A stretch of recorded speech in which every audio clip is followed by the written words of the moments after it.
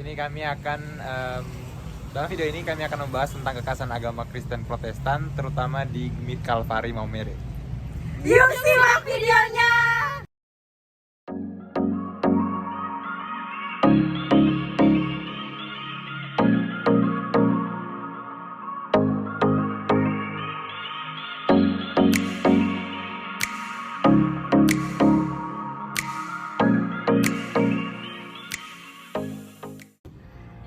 Denominasi Protestan dalam agama Kristen lahir pada tanggal 31 Oktober 1517.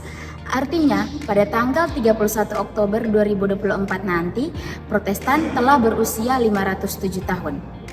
Tanggal ini merupakan tanggal di mana seorang biarawan Katolik bernama Martin Luther dari Ordo Agustinian memakus 95 dalil yang berisi kritik terhadap otoritas Katolik di depan pintu gereja Wittenberg.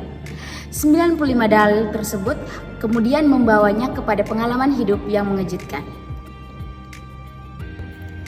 Di gereja Kristen Protestan sendiri, ibadah biasanya dilakukan setiap hari dalam seminggu. Akan tetapi yang menjadi ibadah wajib ialah ibadah di hari Minggu. Di Gemit Kalvari, ibadah bisa dilakukan sebanyak 3 kali, yaitu di jam 6 pagi, jam 8 pagi, dan juga jam 5 sore.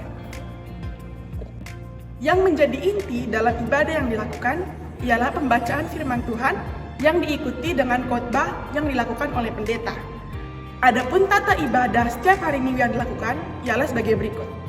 Persiapan, panggilan beribadah, fotum dan salam, nas pembimbing, pengakuan dosa, berita anugerah, pembacaan mazmur, pemberitaan firman, pengakuan iman, persembahan, doa syafaat, pengutusan, berkat, saat teduh, dan ditutup oleh warta jemaat.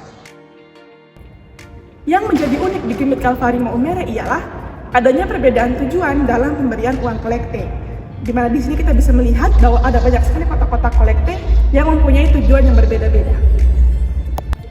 Akan tetapi, mulai minggu ini, umat menggunakan suatu alat yang dinamakan dengan tangguh persembahan.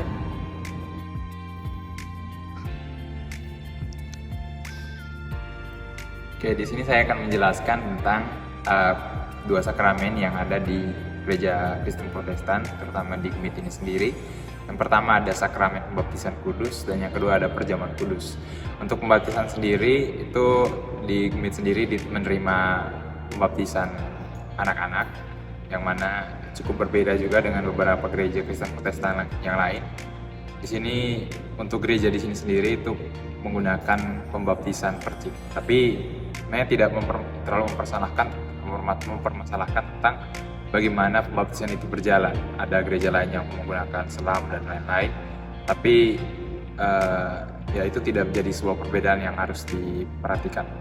Selanjutnya untuk perjamuan kudus sendiri itu hanya bisa dihadiri oleh orang-orang yang sudah CD atau bisa dibilang sudah dewasa dalam iman, yang mana untuk CD sendiri itu harus melalui kelas katekisasi terlebih dahulu, di mana kelas katekisasi yang biasa untuk anak-anak yang biasanya sudah di kelas 2 SMA itu berjalan sekitar setengah tahunan, yang mana berakhir kurang lebih di bulan April biasanya, agar prosesi itu sendiri berjalan sebelum Jumat Agung, karena biasanya di Jumat Agung itu ada perjamuan kudus supaya anak-anak yang baru sidi itu bisa mengikuti perjamuan kudus di Jumat Agung.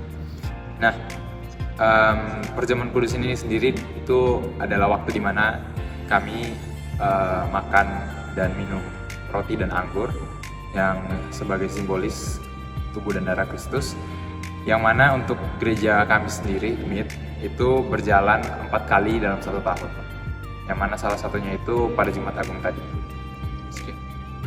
Dalam agama Kristen Protestan, pendeta merupakan seorang pengajar umum dalam jemaat. Ia mempunyai kewajiban untuk menentukan suasana jemaat sehingga jemaat dapat lebih giat dalam memenuhi panggilan sebagai persekutuan dalam belajar mengajar. Selain itu, pendeta juga merupakan seorang pengajar khusus, di mana ia berperan secara langsung sebagai seorang pengajar. Terdapat 3 wadah di mana seorang pendeta dapat berperan secara langsung dalam mengajar, yakni pada kelas katekisasi, kelas pendidikan teologi jemaat, dan mimbar.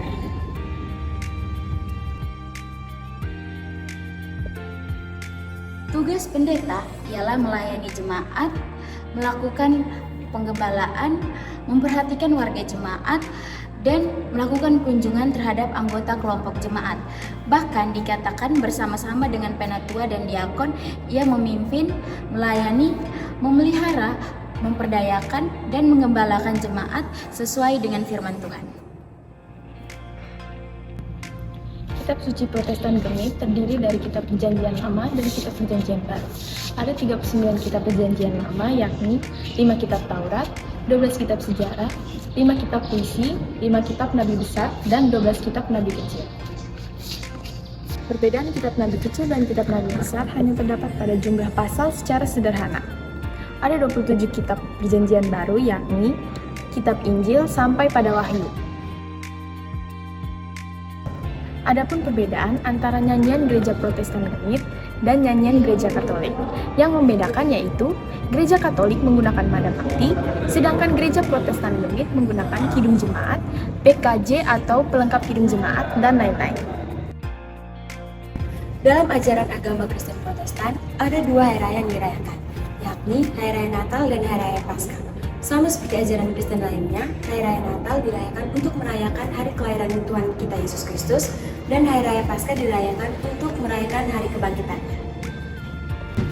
Di gereja Gemit ada tradisi yang dilakukan, yaitu pawai obor yang dilakukan di jam 4 pagi, serta malam puji-pujian yang dilakukan di malam hari saat Hari Raya Minggu Paskah.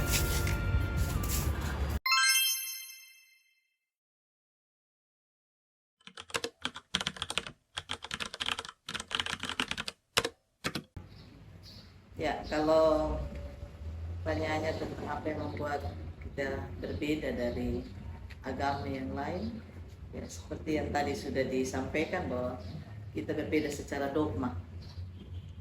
Dogma, inti ajaran itu, kemudian kalau mau dilihat Protestan dengan Katolik, kita kalau Katolik kan dia penekanan pada tradisi, begitu menghargai tradisi. Tapi kalau kita di Protestan, Alkitab itu yang nomor 1. Jadi semua bertolak dari Alkitab. Gitu.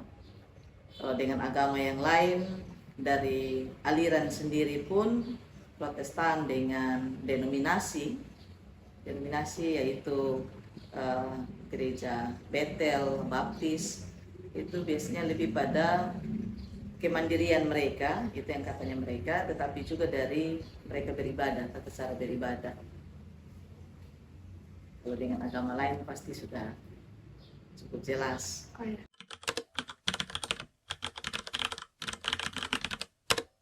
Iya, kalau itu ada.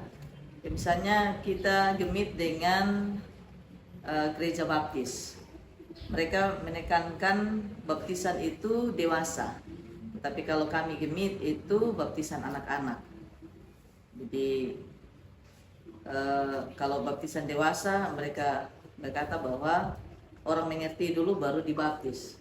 Tapi kalau kita sesuai dengan apa yang menjadi bagian dari ajaran, yaitu bahwa setiap anak itu berhak untuk menerima sakramen baptisan kudus. Jadi dia tidak hanya anak yang lahir dari keluarga yang memang sudah diberkati, tetapi juga kita melakukan baptisan kudus untuk anak-anak yang orang tuanya tidak bertanggung jawab. Dalam hal ini salah satu, misalnya bapak gitu, meninggalkan, kita gereja tetap membaptis anak yang bersangkutan. Gitu.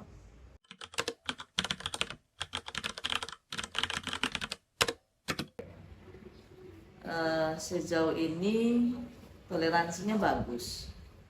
Tentu ini punya kaitan dengan bagaimana para pemimpin agama itu membangun relasi. Jadi di kabupaten itu ada yang disebut dengan FKUB, Forum Kerukunan Umat Beragama. Nah, sama seperti di tempat tugas yang sebelumnya, kami punya komitmen sebagai pemimpin agama bahwa ketika kami akrab, maka dengan sendirinya itu menjadi contoh dan teladan bagi umat yang kami pimpin untuk juga mereka bisa ada dalam keakraban, tetapi juga toleransi, saling menghargai satu dengan yang lain. Karena perbedaan bukan untuk kemudian menjadi senjata kehancuran, tetapi bagaimana meramu perbedaan itu menjadi alat pemersatu bangsa. Jadi contohnya tadi ketika sholat Id tadi, Idul Fitri, kami pemuda GEMI juga mengambil bagian dalam mengamankan.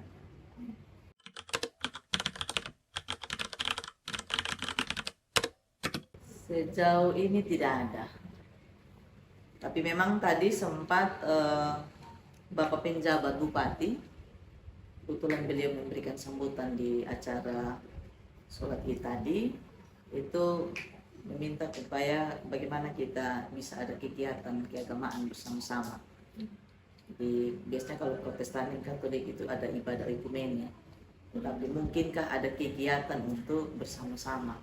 Jadi kami hanya menjawab, oh iya nanti coba kita akan bicarakan itu, supaya kalau memang bisa kegiatan apapun dalam bentuk apapun itu bisa dilakukan bersama-sama. Gitu.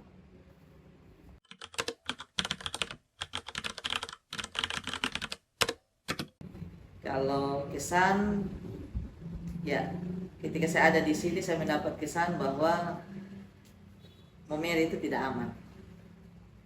Ya karena minum, judi, tetapi diharapkan bahwa kesan itu tidak kemudian menjadi identitas anak-anak muda Momere, tapi bagaimana ada sebuah perubahan. Jadi kita harus bisa buktikan kepada dunia luar bahwa itu hanyalah kesan yang ditampilkan oleh beberapa orang, tapi dia tidak menjadi identitas kita sebagai orang Momere, secara khusus orang-orang muda. Pesan saya untuk orang-orang muda yang ada di Momere, masa depan kalian masih panjang, karena itu lakukan yang terbaik, karena yang terbaik itu yang akan kalian nikmati dalam perjalanan hidup ke depan. Jadi bukan orang lain yang akan menentukan masa depan kalian, tapi kalian sendiri akan menentukannya. Dari bersikap, tetapi juga dari iman kalian masing-masing. Demikianlah video kami tentang kekerasan agama Kristen Protestan. Harapan kami, semoga video ini bisa bermanfaat bagi teman-teman yang menonton ya. Kami kelompok 3 pamit undur diri. Dadah!